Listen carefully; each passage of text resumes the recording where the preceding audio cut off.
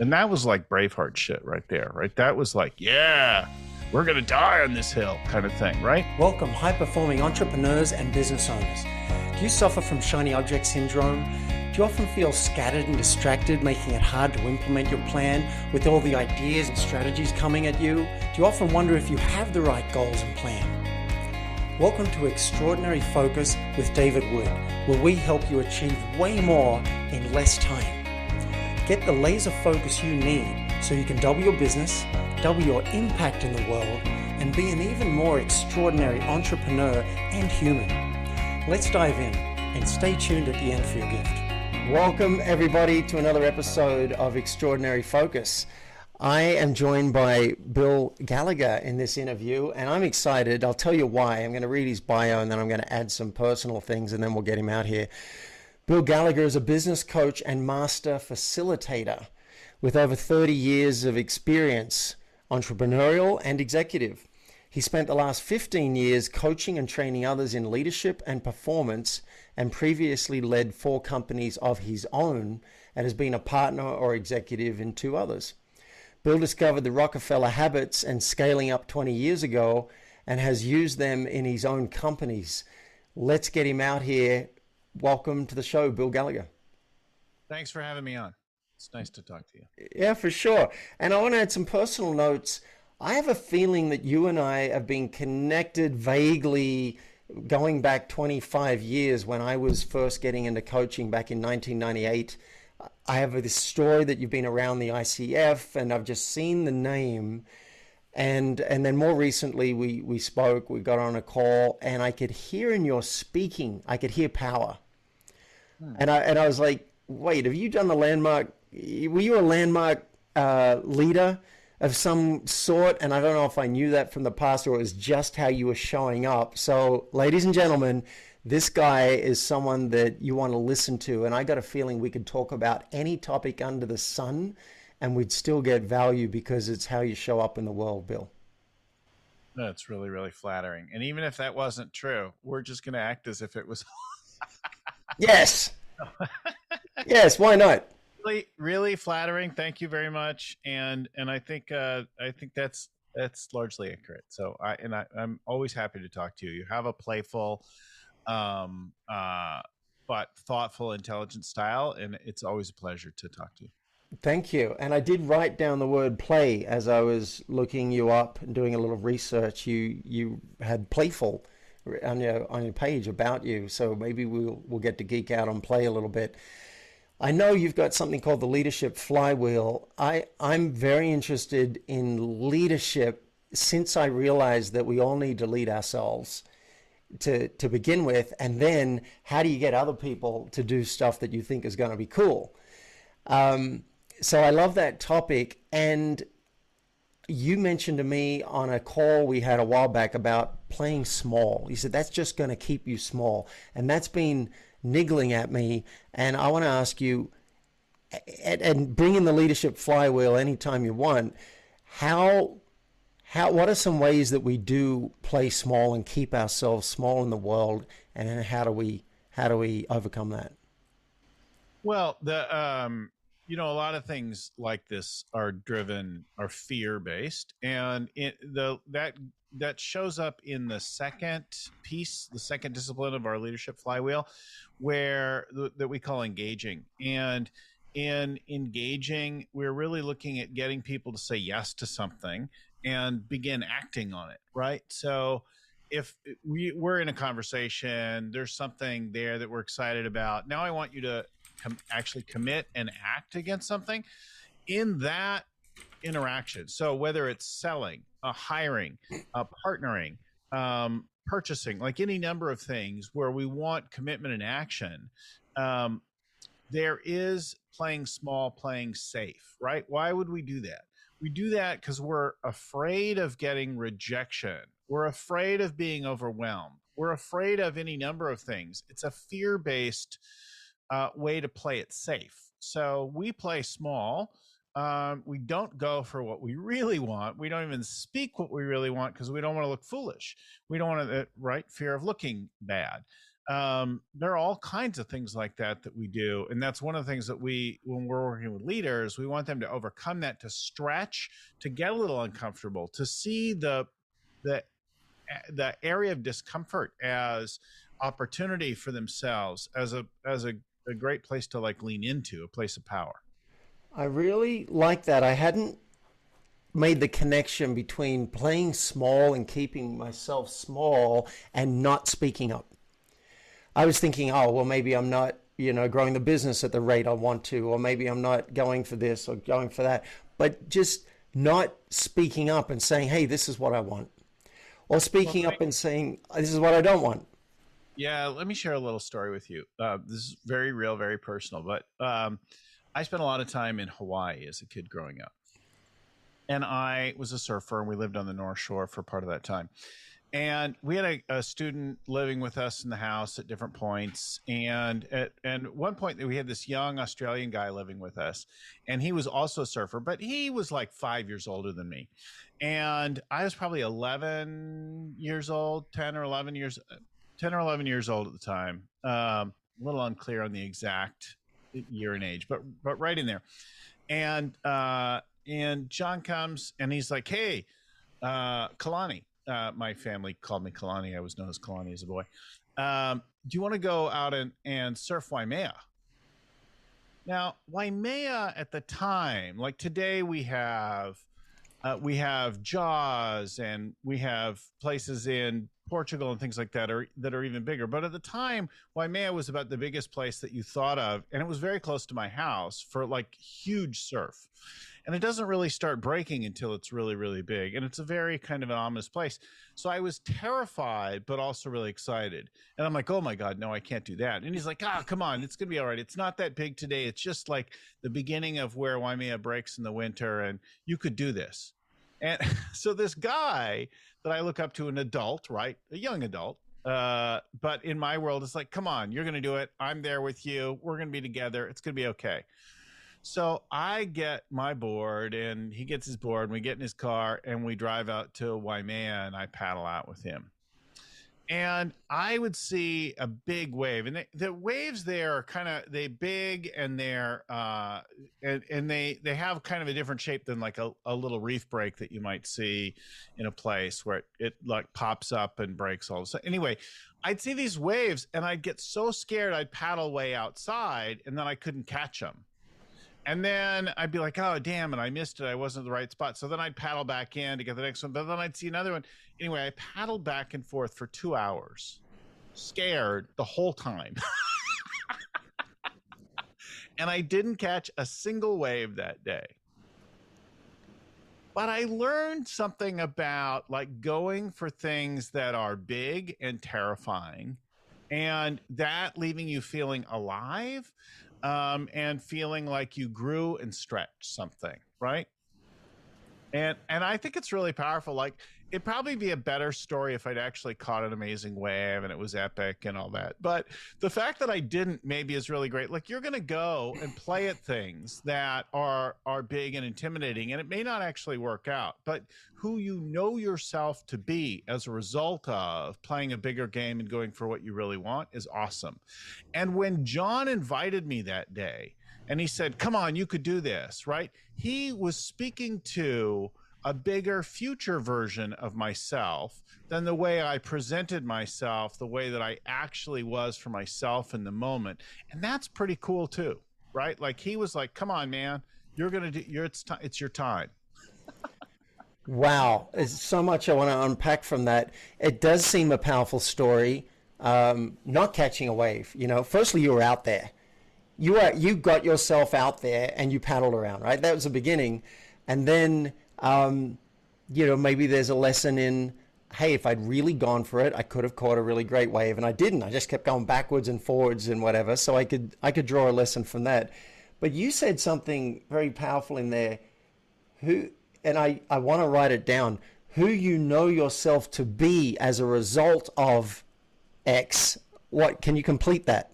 Who you know yourself to be.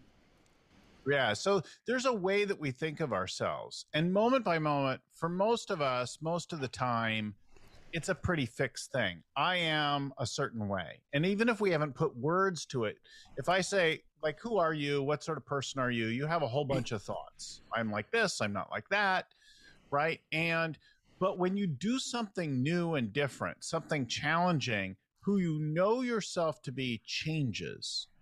More recently, one of my friends, actually I think also John Ratliff.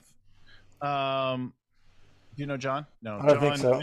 John's also in the Mavericks community, and John, I saw John do stand-up comedy, and I looked at John do that, and I thought, oh, that was pretty funny, and that's cool. I bet I could do better than John, and but I've never done this thing, so I signed up and hired a coach to work on comedy, and I went with this guy Matt Kazam, who you might also know. And Matt taught comedy, coached comedy, taught you how to write. He coached me through developing a thing, and then he put me in a stand-up showcase at a place called Caroline's, a big comedy club in New York. And I went and I did like a 15-minute set. 15 minutes. That's a lot for a first-time gig. That's a long time. And it is also among the most terrifying things I've done in my life. And I'm really comfortable as a public speaker, but a public speaker with a certain style and like distance. And I don't even mind like being funny, but to be intentionally funny every minute for 15 and against a scripted pre-planned thing rather than just some off the cuff, irreverent kinds of things that I like to say, like that was a whole different thing. I was terrified. I was so like I'm like, oh, I did a couple shots of vodka. I cranked my music. I was worried I was going to choke. I was going to forget things. But who I knew myself to be at the end of that 15 minutes was forever altered. Wow. The freedom that I gave myself out of that experience to like, just go for it, to be silly, to be whatever was greatly expanded because I did that. Yeah, love that. And I'm not surprised to find that we share this experience. I've been speaking for a long time too, and I went and did a stand-up comedy course, and then I did a showcase and went on to do 20 gigs actually, and it was terrifying. One of the most terrifying things I've ever done is trying to be funny. Like, yeah, make me laugh funny, man. Particularly when people have not paid. You got to do it at a professional comedy club where people are paid. You do it at a pub where people are trying to eat and there's a show going on as well. That's so much harder. But yeah, like who we know ourselves to be after doing that is pretty amazing. And you said it was forever altered.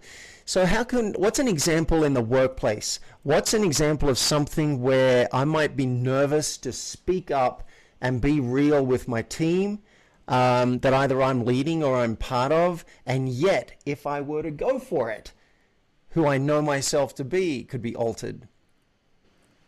Well, right. So there's a whole world of things that we don't say all the time, some of which is probably a really good idea, some of which should stay inside your head. Right. There are things that are only serving you, of not of interest or whatever, but there are right, like things that are weird and like maybe like that's for a different audience. So I don't think you should just remove all self-edit and just like start vomiting on everyone, because there's not necessarily any contribution to anyone in that. But there are things that are really relevant to say, things that you really are hungry to say to a particular group, audience, team, like whatever, that you don't actually say because you're afraid, because you're worried, because there's something else running the show and that you don't have a lot of room for. So, for example, and this goes to that first piece of the Leadership Flywheel, the inspiring bit. So years ago, I had taken over as CEO of a business that my wife had founded, and I was all lit up and excited about this, except we had some real business problems, and I didn't exactly know how to solve them. I didn't really know the industry or whatever. And like a year later, the bank comes to me, our bank, who has by my line of credit and my long-term debt, and says, listen, we want to close all these things. You're in violation of the covenants of the loans, and you need to find a new bank. And I'm like, oh, I can't find a new bank right now because the financials aren't so good. And like, there were a lot of reasons I couldn't do that right then. I said, okay, well, then you should shut down the business and you should sign over your house. And so I saw the business failing, myself losing my house. And then I had a whole other thought about that, which is, if I fail at this and we lose the business and the house, my whole life will come apart and my wife will leave me and I'll become a weekend dad. Yeah. And that was like the worst thing that, I could imagine at the time. Being that absentee dad and all that was horrifying to me. So that's what I really feared. Now, I didn't have an answer for this. So for the next couple weeks, I suffered with this alone and in silence without telling anyone. My wife knew, but not the people who could help me fix it, the people on our team. So I thought about instead in my conversation with her, I thought about two things. One, was there anything I could do to fix it? I didn't have any good ideas. The other thing was, how could I survive it? Or like, what could I do so that I could survive what seemed like the certain failure of this business and the loss of my house and not lose my family? So that's what I thought about, like how to reinvent something, how to move on to something else, how to whatever, how to avoid that thing I was worried about that wasn't like right in the foreground. And, but I wasn't going to my team, right, and talking about that thing that you were talking about transparency, about all of that. So my wife, Lori, her name's Lori, said to me, he said, okay, listen, if the business fails, even if we lose the house, I'm not leaving you over that. Wow. Right? She said, we could go live with my parents. We could do lots of things. We could start over, but that's not why I'll leave you. She said, you lie to me, you do some other crazy shit. Like you intentionally screw it up. Well, that's a different conversation, but but this is not something that, I just felt relief flood through my whole body hearing that. Right? Yeah. She also said, listen, we could also start over. Like we could do something else. We've got our lives ahead of us. We have stuff now. We have kids. What are we going to do? And she said, but is that the example you want to set for your kids? They're really young at this point, right? They're only like, I forget how old they were at that point, but only like one was a few years old, like preschool. The others maybe in kindergarten or just almost there. And she said, is that the example you want to set, the story you want to leave for them? And I was just completely overcome. I was like, no, I want to teach them to fight.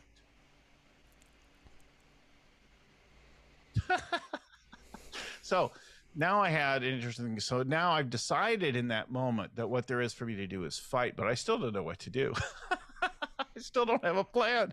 So I'm like, okay, what is there that I'm not doing? What is it? And that's when I realized I've got to go and talk to the team.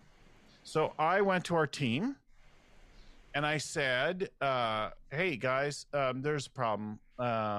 We're at risk of being put out of business. The bank wants to shut us down. I don't have a plan, and I was pretty emotional as I shared this with them. I was really like right on the edge of being a failure out loud in front of my team. And I said, listen, you may need to quit and move on to take care of your families and to do what you need to do. And I totally understand if that's what you've got to do. So, but I could really use your help. And I don't know what to tell you at this point, but I can only promise you two things. I will not quit. I will fight to the end till the sheriff locks the door and kicks us out and does all that. And that was like Braveheart shit right there, right? That was like, yeah, we're going to die on this hill kind of thing, right? Right. And I will be really honest with you. I will lay it all out. And together, maybe we could figure something out. Here's a cool thing about that. So that was like really, that's the most memorable, transparent thing I could think of in a business context. Nobody quit. People are like, let's see. I love this. Like, let's play this game. Let's go fight the bank, So nobody quit. And together, we actually came up with the solution. We produced a big breakthrough. We took the bank out. We changed the business around. The next year, we had our best year ever, up in cash, profit, everything. And we didn't have the bank around our neck anymore. And I kept the house and I kept my thing. And I was really proud of, not of myself. I was proud of myself, but I was really proud of us together, right? That team.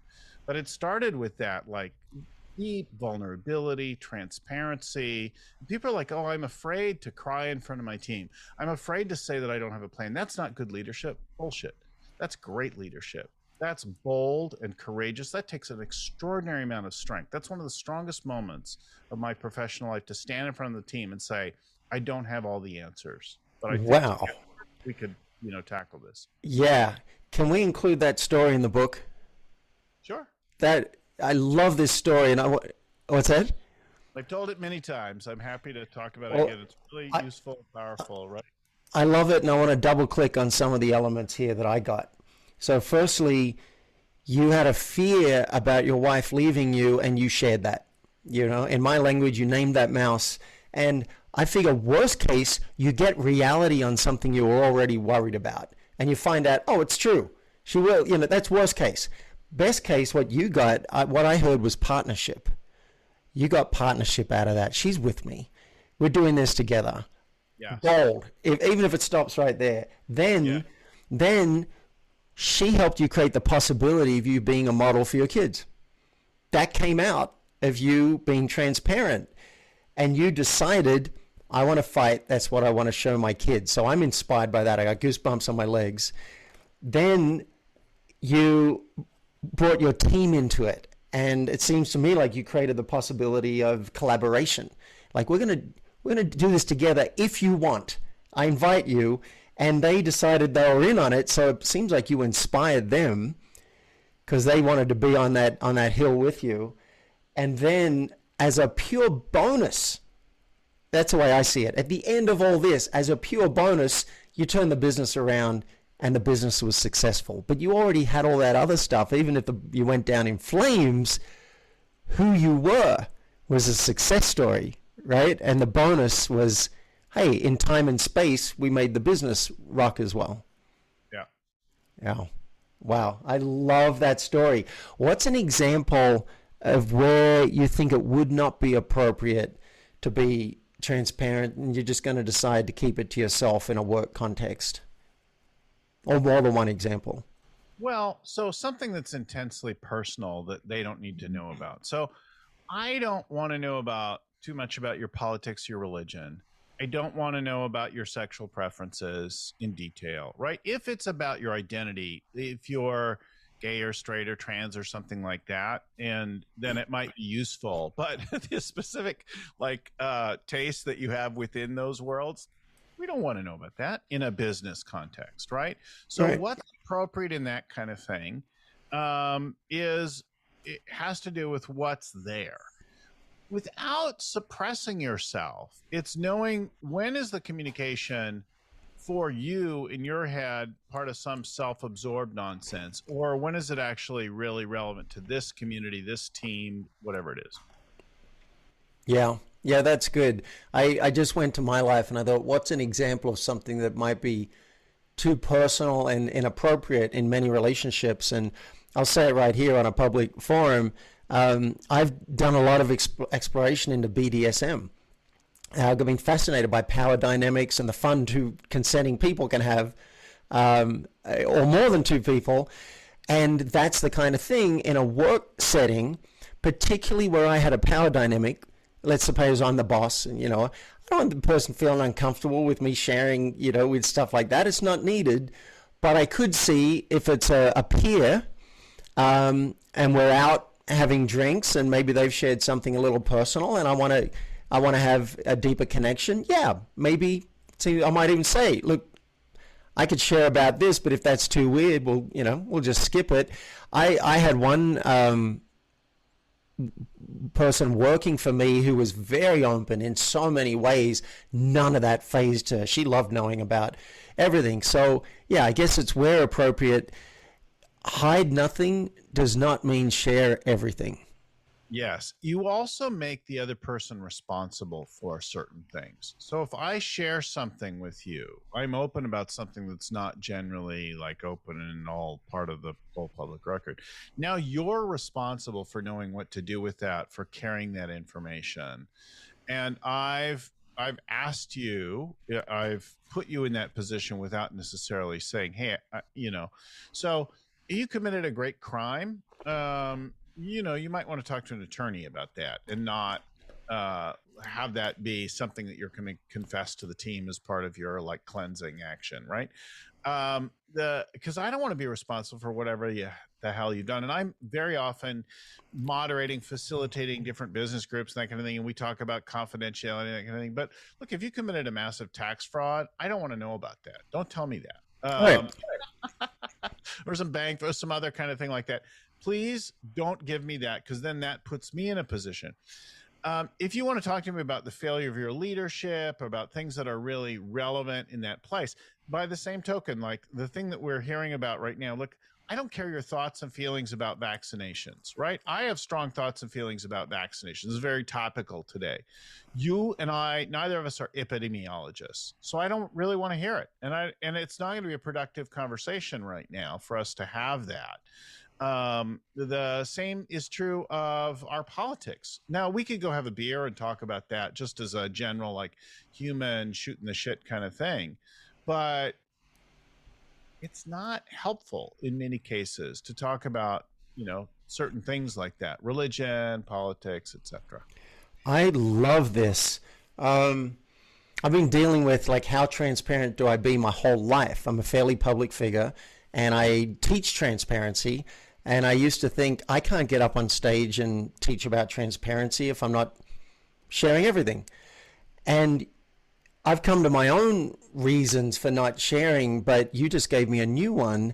The other person might feel responsible, or they might have a reaction or a ride that they don't want to take about that. So either choose not to share it, or perhaps you can set some context and say, by the way, I want to share something. Here's why I want to share it. And you don't have to do anything with it. I don't need to be rescued. I'm totally fine. I'm just sharing it so you know more about me. Like, there might be some ways to do it. But I just wrote it down because someone said it to me recently and it keeps coming up. Hide nothing does not mean share everything. We have a right to privacy. There's certain things that are appropriate. Bill, I'm loving this. What are some of the other? Go ahead. Just watch in this world, right? There's a phrase that comes up a lot that a lot of people are like, I'm just going to speak my truth. Yes. That's actually on some levels really good, but it's also on some levels, depending on how you're using that phrase and interpreting that phrase, a completely self-absorbed bunch of nonsense. So speak your truth. If what you need to say is relevant, but if you're just unloading your opinions on people, that's not very helpful, right? If you're holding back and you're being inauthentic, you're hiding the truth and saying or omitting to say something really relevant. But if you're just mouthing your opinions, dumping on people, that is dumping, right? That's dropping your stuff on me. Agreed. Yeah, I had a client whose mother recently said to her, they were talking about a painting that my client had painted years ago. And the mother said, oh, I don't like that painting. I never have. No profit in that. No upside to sharing that. It wasn't even asked for her opinion. So I think that'd be a good example of when not to say something. And you said something earlier that I wrote down, and I want to double click on that too. You said, like, when you're trying to work out, is this something I should say? Is this something you are hungry to say? I love that. Is there something in you that's driving you to want to express this, to want to say it? Or is it just, I don't know, I hate that painting, or, I don't find you very attractive, when it's just not even needed at all. But is it something you're hungry to say? And another thing I wrote down after listening to you was, a good question is fear stopping me? Is that the thing that's stopping me? Now, if it is, I could see we could even go a little deeper. Is that valid? And should that stop me? Like, yes, maybe the person will get really upset and quit, or maybe I'll lose my wife, or maybe I'll go to prison. Like, yeah, maybe check it out. But if it's really just the kind of fear we're used to in our society, where something really bad is probably not going to happen, it's just I'm going to feel awkward and uncomfortable, and you're hungry to say it, then let's go ahead and do it. I just thought of I've got a housemate here, and he had a fight at 1 a.m. with his partner, and very loud and aggressive and noisy, and it's not good for my nervous system for that kind of thing to happen. And the next day he said, I promise it won't happen again. But I did not feel complete. And what I wanted to say was, okay, just be double clear though. I can forgive that once, I can't forgive it twice. If it did happen again, you'd be out straight away, no 30 days notice or anything like that. I wanted to say that, but the part of my brain's like, no, you're going to make it worse. You could trigger him. He's already said it's not going to happen again. But it was such a part of my self-expression and my truth and my boundary setting, and I would have kicked myself if it happened again and I had not warned him about it. That'd be on me. So I'm curious what you think about that. Was that the kind of example where no, you should just shut up? Did you tell him it better not happen again? In the end, I spent 6 hours trying to work out the best language, and I tried to get him to agree to a meeting. He didn't want to agree to a meeting, and finally I sent a text message, and I did communicate it. Mm-hmm, mm-hmm. So people, we do that kind of thing, all of us, all the time. Not have big blowout fights. Some do and some don't. But we commonly say something happens, and then we say, oh, that'll never happen again. And that's like a polite sort of a dismissal of something, but in truth, almost nobody believes it, right? You didn't really believe it in that moment. No. I think things are off for that. One of them is very likely that person doesn't have any appreciation for what it was like for you to experience the other side of that. So, and if they do, you didn't hear that they knew what it was like for you. So they said, you said, or they said, it came up, you were talking about what happened and that you didn't like it. But did you get any sense that they really got what it was like for you to be in the presence of that? Actually, surprisingly, in this case, I did. Because I wanted to have a meeting, and he wrote back, look, I know you hate noise, I know this, I know whatever. He didn't get the full impact, but he really did a pretty good job, but he didn't know the consequence if it happened again. So I'm thinking he does not have all the information. He needs the information, and then he's going to choose whatever he's going to do. So that's what kept pushing me to make sure he had all the data. That's one, is actually attempting to get the impact. When you or somebody else with you actually tries to understand, whether they get it or not, what it was like, one, there's a lot more ability to communicate. Now we can hear it. And then the other thing is they say it'll never happen again. And it's like a disposable thing, but they haven't said how they're going to manage that. So we don't necessarily believe it. Hey, I'll never let that happen again. I'll never be late again. Whatever. You're like, yeah, bullshit. Because you don't even know why you were late to begin with. You don't even know why, like, you just did something and it's not the first time it's happened. It's not the last time it's happened. You said it won't happen again, but for sure it's going to happen again. Right. And now all there is like this consequence, like I'm going to kick you out. And then there will be a debate that you'll have about whether it rose to the level of that. But if the person hasn't dealt with the root cause of why something happened the way that it happened, it hasn't designed anything different, then for sure it's going to happen again. Right. So the word that's coming up for me is empowerment here. I wasn't feeling completely empowered in it. I felt partially empowered. But you brought up some really good things. Had he said, this is what caused it, I've made changes to address the root cause so that won't happen again. If it ever gets close to this, this is what I will do. And if it does happen again, this is what I will pay as a penalty, for example, just to show you my commitment that this really matters to me. That would be super advanced empowerment to me. That would have me go, Holy smoke. Oh, you totally got this. You're on top of this. I don't have to do a thing. That would be awesome. So take it to a non-human realm, which is interesting. Like, take the analogy of instead of being irrational, illogical human beings, we were a system, a complex system like a rocket ship. And the rocket, with every good intention, started to take off and then blew up. And then the rocket's manager, Elon Musk, stands before the world and says, I'm really sorry that it blew up and created a thing that blew out your windows and like that kind of thing.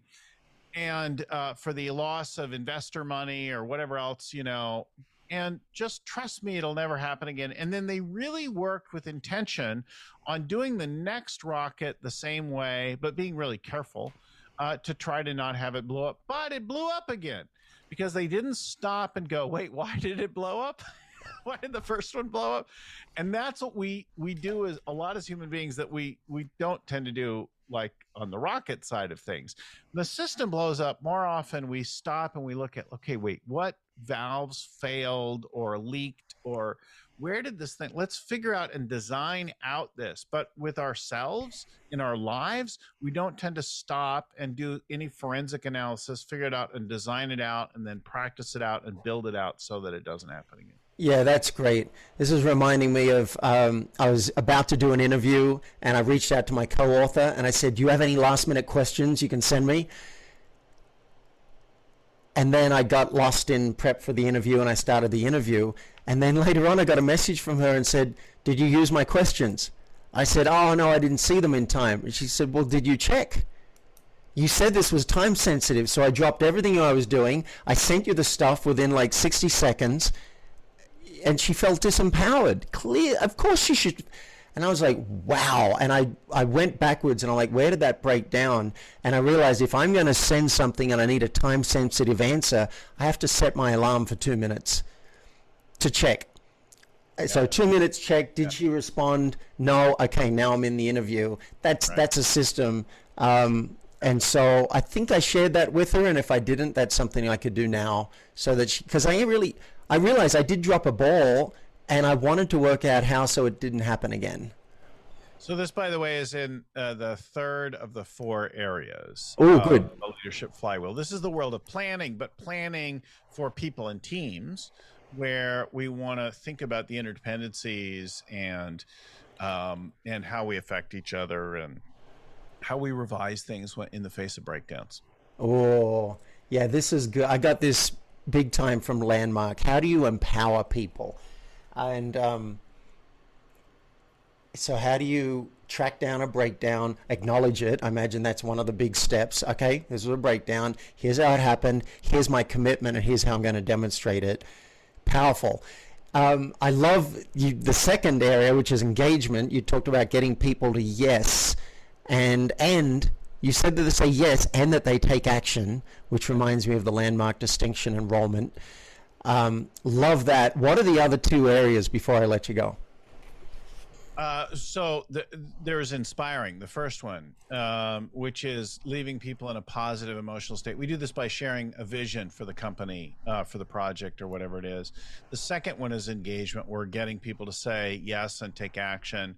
And the third one is the planning piece. The fourth one is about coaching. The point of coaching is to keep people in the game. And with coaching, we loop back on the other parts of the flywheel, remind them of what they were inspired by and what they said yes to. And we look back and replan, and then that brings back around the flywheel.